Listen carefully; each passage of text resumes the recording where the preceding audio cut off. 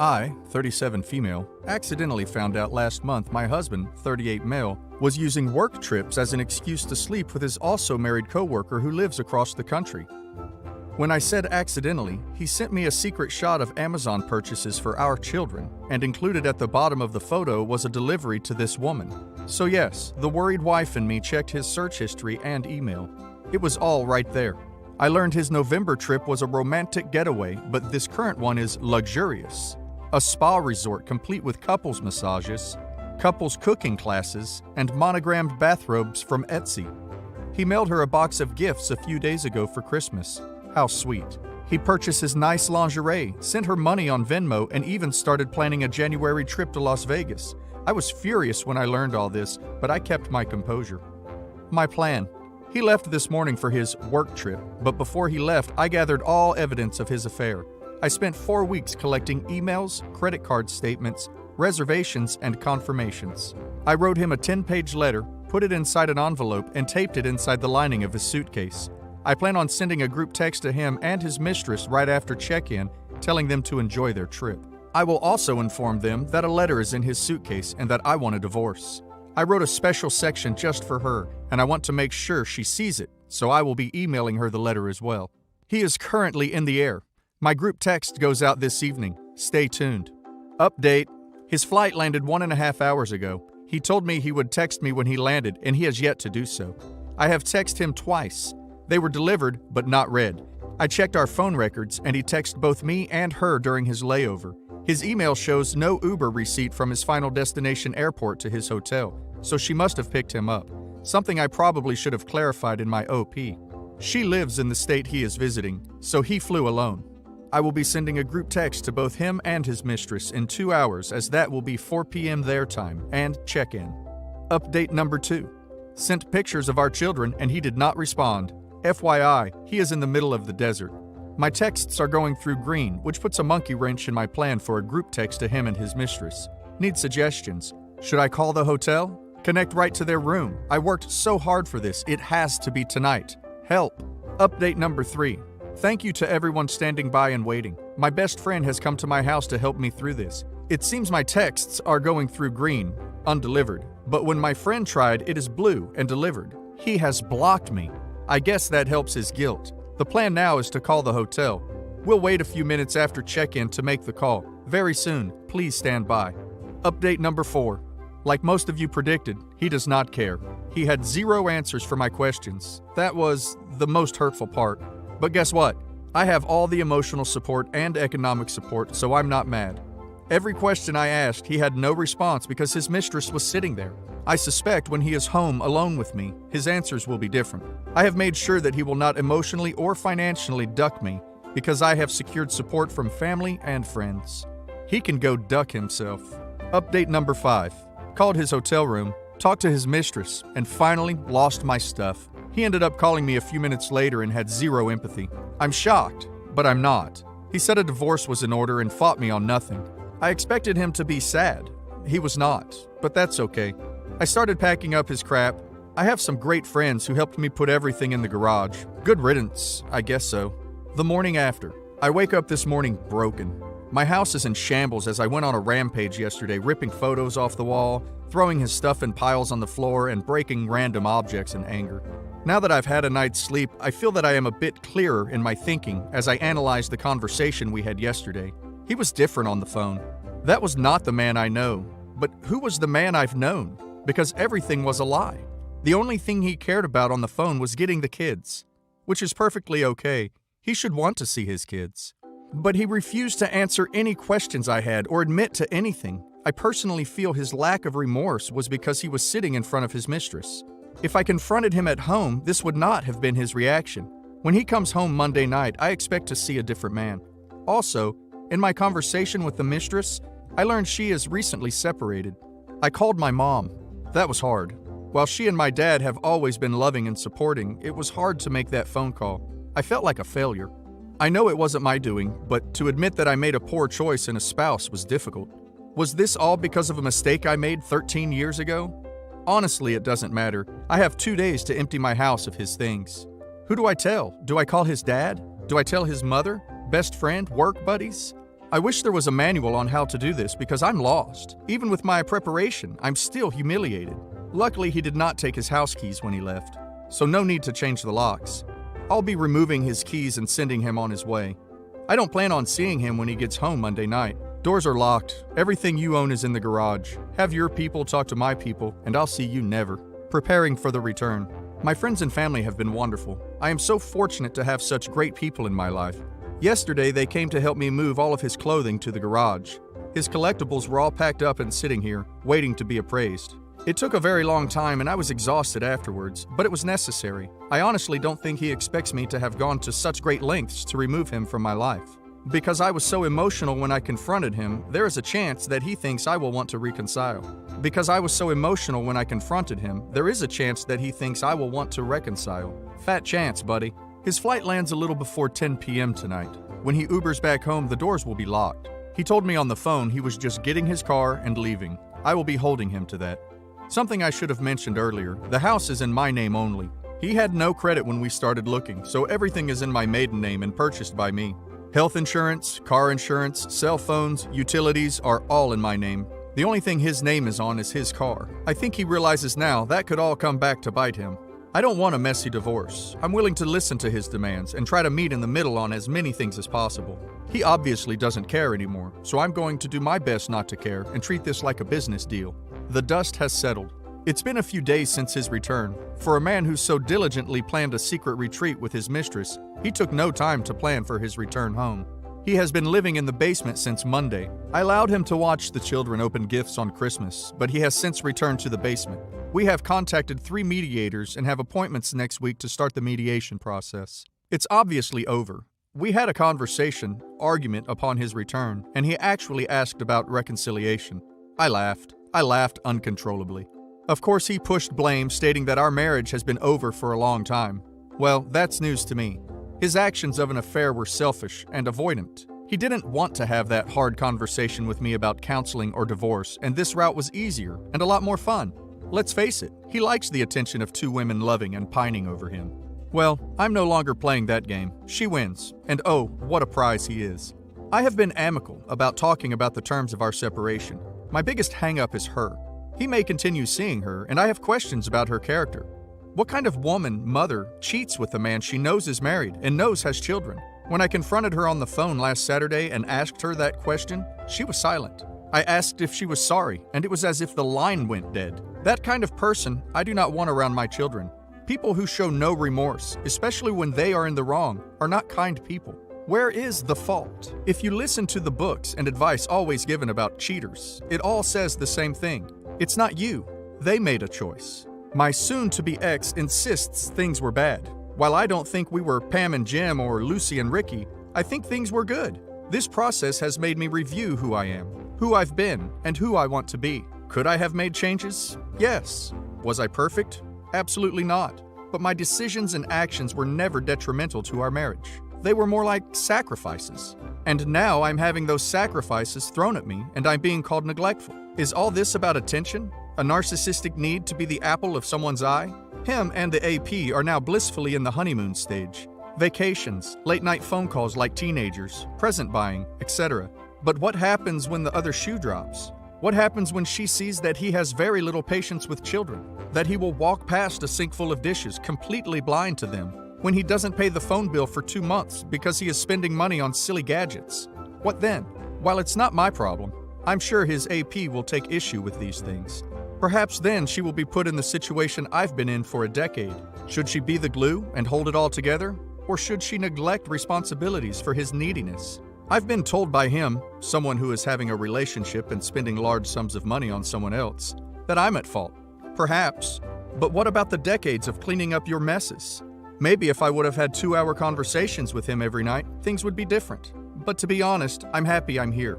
Now reflecting back, I see how underappreciated I was. How neglected I was. All these years I thought I was helping, but I was really being taken advantage of. And this affair is no different. Just a word of advice to all the mess cleaners, excuse makers, and spouse sheltering people reading this. Stop. Stop now. I've learned that all the helping is simply them learning how to manipulate you. Draw that line in the sand. Prepare for an uncomfortable situation when they start to stumble under the pressures of real life. But don't lose yourself. I lost myself years ago, and it's not a place you want to be. Mediation and the move. We had our first mediation appointment via Zoom yesterday. It was very amicable, but only because I don't want to fight, and I just want this to be over. He apparently wants nothing. Not the house, not the furniture, not what he's entitled to of my pension. He just wants to be done as well. As I've been packing up things in the house to declutter, I've been offering him things, but he wants nothing. I suspect the moment our marriage is dissolved, he will be packing up his collectibles and clothing and driving across the country to live with her. I guess I should be okay with this, as I don't want to be married to him anymore. It just kills me that he will be moving in with her and helping her raise her 2 children while mine are fatherless. It makes me so angry, seething. The man who was abandoned by his father is now doing the same. Something he said would never ever happen because of the mental issue it has given him today. Well, it looks like that, as well as everything else, was a lie. Again, I take solace in the fact that their honeymoon phase will be short-lived. Reality will smack them both in the face, and she will realize that he can be more hurt than help. While I wish him well and hope the best, our kids deserve more than a Christmas, Easter, 1 week in the summer father. No dad at basketball games, Cub Scouts, birthday parties, and school plays. Meanwhile, AP will have him and her children's biological father.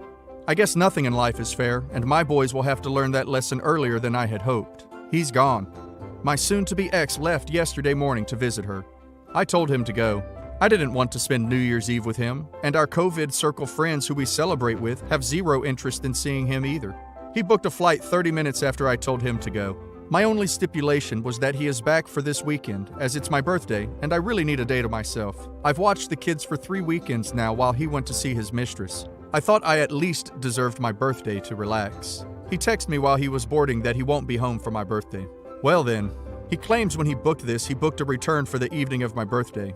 When he tried to change it, he was put on standby. It would cost $1,000 to change. It was a red-eye, etc. The excuses kept coming. He apparently does not realize that I have access to the internet as well, and flights are less than $300 with the airline he flew. I told him this, and he said those flights weren't there when he booked.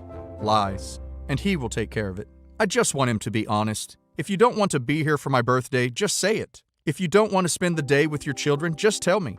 I can't force you to be a parent. I told him the flights were available and affordable. It's his choice to rebook.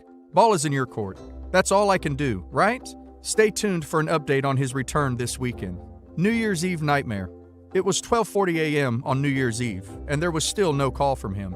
I was angry for no other reason than I explained to the kids that even though Daddy wasn't with us, he would call at midnight to talk to them and wish them a Happy New Year. I was made to be a liar. So I texted my soon-to-be ex, and his excuse was, "They are there with friends. I don't want to bother them." Excuse me? Bother them? You mean you didn't want your kids to bother you is what you are really saying. If I was across the country on New Year's Eve without my kids, I would have called and done the countdown with them via FaceTime. I think most parents would, but not him. He said, "If you would have told me that you told the kids I'd call, then I would have." He tried to spin this on me, that I created this mess. Why do I have to tell you that you need to call your children at midnight? This small act said a lot to me. Our children are not a priority. I guess he didn't want to ruin his perfect vacation at his new girlfriend's house with her children. He has a nice new family now. Today is my birthday and he returns this evening. I told him in my New Year's Eve text that I will speak to him on the 12th, our next mediation meeting, because I'm done. I tried to be civil for the kids, but he is not putting forth the effort for them. Liar, liar, pants on fire. The past few days have been strange. We rarely talk, a discussion on both our parts, and when we do, it's about mediation, plans moving forward, or the kids. We have been civil and communicating well about those items. We are also friendly in front of the children as not to upset them. The situation is strange because we are getting along. There is no arguing. It's a shared focus to just get through mediation and divorce. That's fine by me. Last night, while I was cleaning the kitchen, I heard him on the phone in the basement. I guess he didn't realize the door was left open by one of the children. Not wanting to be a part of the drama anymore, I went to close the door. At that point, I heard him tell her how crazy I have been acting. Excuse me? We don't speak, and when we do, it's very civil. How is that crazy? Well, he proceeded to tell her about a conversation we had, and he lied about everything. While the conversation part was true, he told her I exploded, I was in a rage, I was crying, etc. None of that was true. He explained how he laughed in my face at the rage, also not true because there was no rage. I had told him a while back before the New Year's Eve debacle that I would start dating eventually, and he proceeded to tell her that I was bragging about guys I'm meeting. So far from the truth. I slammed the basement door. I'm sure he knows I heard. So I ask, why the need to lie and make me a villain? We aren't staying together. I have no reason to fight with you anymore. That's why we are paying a mediator. Why start lying to your new girlfriend that you love? How is that a good way to start a relationship? I don't know what is happening here. This is my concern. This woman and him are in love and want to start a life together. Okay, that's fine. God bless and congrats. But this woman only knows me by the stories, which I'm assuming are all lies, he has told her about me. If he does move across the country to be with her, how can I trust a woman who hates me because of misinformation to treat my children properly? I don't care if she hates me personally. I'll still sleep fine at night. But now I'm worried about sending my kids in the summer to stay with them. I want to confront him about this, but I know I can't. Maybe it's not that I can't, but I don't know how. Also, he has told no one we are separated and definitely has not told people why. How come? You initiated this. You cheated. You are happy now. So why can't you tell people? He told his father that he was bringing the kids alone to visit him because he and I weren't seeing eye to eye at the moment. What? I would assume he's afraid to face the music, or is just finding comfort in the little love bubble he has created. He chooses to not face reality. He has yet to look for an apartment for when the divorce is finalized, but has booked another flight out to see her for Valentine's Day. He is refusing to face reality, and it's so frustrating. We have mediation on 1/12 to discuss custody and hope that we can settle everything and get the paperwork moving. I'm having a scheduled phone conversation with a lawyer today to discuss what I should ask for in terms of physical and legal custody when he moves. Update you all, if you want it of course, on mediation after the 12th. Mediation and empty promises. Yesterday was our second mediation appointment. While it was amicable, there was some obvious tension. The tension was not on my end, but more on his. Let me explain. During our first mediation, we brought up the topic that he might move out of state. At yesterday's meeting, I asked what we would do about custody if he moves to this particular state. When I mentioned the state by name, the mediator was confused. This prompted her to ask why this state that is so far away. His answer? Well, then silence. He couldn't put into words the fact that he was leaving to be with his girlfriend. I had to finally chime in, realizing that we were paying by the hour, that he was moving to be with his girlfriend. I realized later that was the first time he had semi-confessed to having an affair and a girlfriend to anyone. If you love this person so much, why can't you just say it out loud? That whole situation confuses me. Anyway, when it comes to dollars and cents, I will be fine. He will also be fine. He will have enough to do what he needs, and so will I. We have agreed to a physical custody scenario that allows him weekend and dinner visits. Fine by me. I want my boys to have their father. But the situation becomes a bit more difficult when he moves. While he said yesterday he plans to stay here at least a year, I doubt that will actually happen. When he does move across the country, he wishes to return for one weekend of every month to see the boys. Again, I'm fine with this scenario, but where will he stay that weekend? He has no family. Will he just be taking the boys to a hotel? Again, I don't think he actually thought this through. This is a problem we will tackle when he does decide to move. Lastly, the mediator said it could take about 2 months to finalize everything. He and I spoke after the session to go over some facts and figures, and I brought up the tentative finalization date of our marriage. I told him how 2 months is a good amount of time to save some money and find an apartment, to which he agreed. I also reminded him about his promise to not return to visit her until our divorce is finalized or he has a place to live. He quickly became frustrated, telling me that he knew, and he tried to shut down the conversation. I told him I'm happy that we were on the same page, but I'm not budging. If you leave while you still live here, you cannot come back. That is something we both agreed to. Now the big question remains, who does he break a promise with? Obviously, it's a win-win for me. Stay home and help me with the kids while you save $500+ and move out quickly, or leave to visit her and I get you out of the house sooner. I'm happy with either decision. I just want to move on with my life and enjoy my moments with my children. Out for a swim. When I took this dive into the Reddit community, I had no idea where I would land. I thought my feet would hit shallow ground and I would be ankle deep on the banks in an uncomfortable swimsuit all alone. But to my surprise, this deep ocean of Reddit readers have engulfed me into their warm waters and I am surrounded by a sea of support. For this, I am thankful. I am also so touched by the droves of people who have reached out for advice or offered their own experiences as lessons to be learned. To the ones seeking advice, I tell them I am not an expert swimmer. I am merely doggy paddling through this sea of hurt and confusion.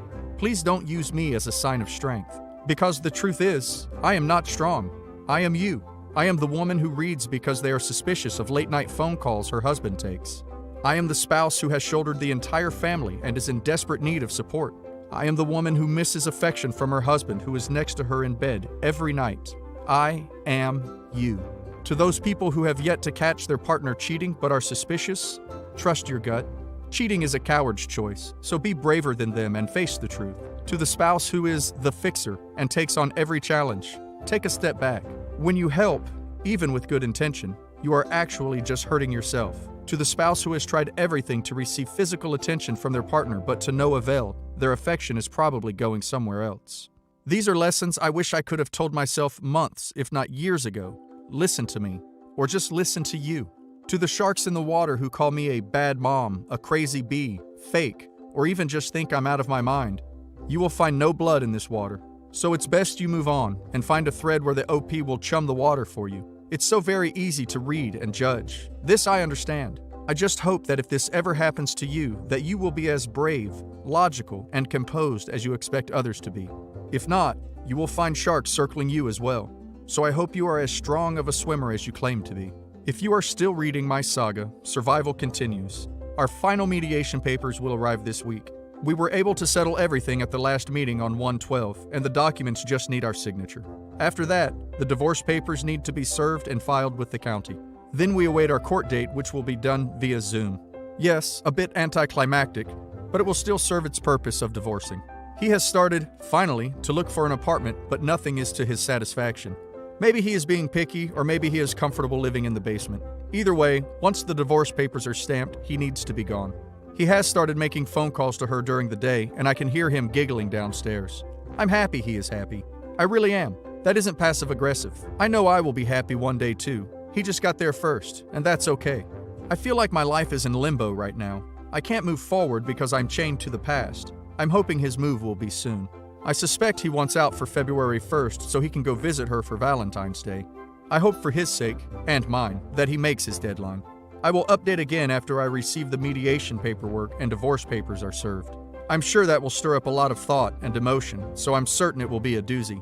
Till then, I'll keep doggy paddling.